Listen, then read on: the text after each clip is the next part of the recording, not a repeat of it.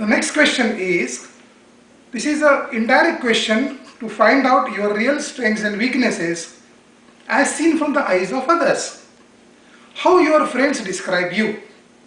You have to answer it only in a couple of lines. You can answer it. My friends, they describe me as friendly, adaptive, easy to get along, and a team player and a loyal person. Next question should be, why are you quitting the current company and want to join us? Remember, first thing, never talk ill about the existing company. Your existing company, the payment which you have got, you have run the family expenses for many months. Excuse me. That is the reason you should never talk ill about the existing company. In fact, if you talk ill about two subsequent bosses, it is an interview suicide. So never talk ill about your past bosses. You must say, I am doing very well in my existing company. In fact, if the situation were normal, I would be even looking at a promotion. But since the company is not doing well, there is no chance to get a promotion. Whereas in this company, one, it is on an explosive growth path. Two, it has got a higher post. Three, the knowledge and the skills which I have acquired, I can apply it here, which is not possible in the current company. It simply doesn't have the equipment and the machines which are required. And lastly, I am an extreme hard worker. I am passionate about my work, and I strongly believe that in this company it will be rewarded. Whereas in my existing company, even if they appreciate it greatly, simply they cannot reward me other than a pat on the back. Next question. What will you do in the first 90 days? First 90 days in any job are the most exciting and a very important time. I will use it extremely fruitful first in induction, which is exchange of information between the organization and the newcomer. Then orientation, I will learn about the values, about the cultures, about the tools which the company is using. If there are tools which the company is using which I am not familiar, I will learn them in the company, I will draw books, and I will become thorough in those tools so that I will not be found wanting.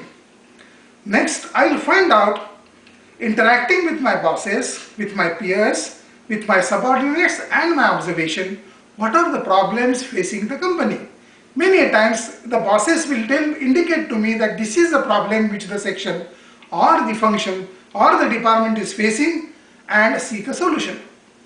Then I will start building my team.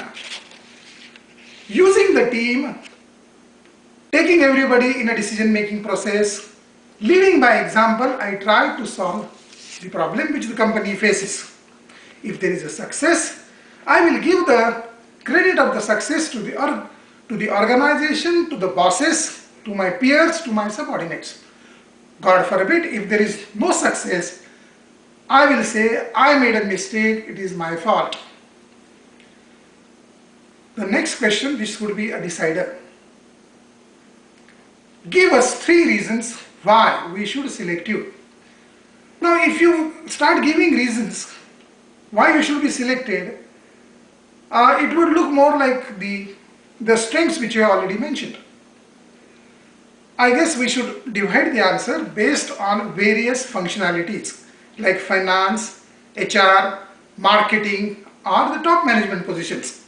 In a finance, we can say, I can be beneficial to the company. My submission is, I got an analytical ability, I can read between the lines, I am pursuing for the higher education for ICWA or a chartered accountant. I'm doing something related to finance in computers like Oracle Finance. I experience in the same field, and that is the reason I think in a finance I am suitable. If it is a HR department, one of the good answers could be, I come from an excellent institute. I basically love people, and that is Loving people comes from my heart. Third, I have got excellent people skills.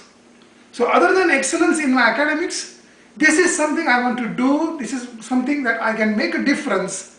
I'm passionate about it, and that is the reason that I think my submission is I am a suitable candidate.